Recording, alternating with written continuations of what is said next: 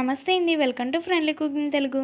ఈరోజు మనం బొప్పాయి జ్యూస్ ఎలా తయారు చేసుకోవాలో చూద్దాం. ఫస్ట్ టైం కనుక మా ఛానల్ని చూస్తున్నట్లయితే సబ్స్క్రైబ్ చేసుకొని పక్కనే ఉన్న బెల్ రింగ్ చేయండి.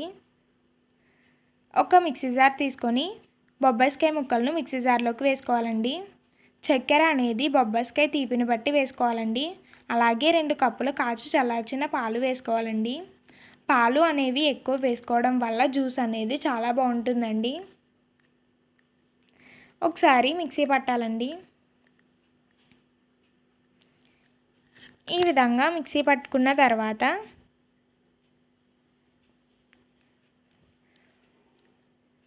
మళ్ళీ 2 కప్పుల పాలు వేసుకోవాలండి. అలాగే ఐస్ క్యూబ్స్ కూడా వేసుకోవాలండి. మళ్ళీ ఒకసారి మిక్సీ పట్టాలండి. ఇలా మిక్సీ పట్టిన తర్వాత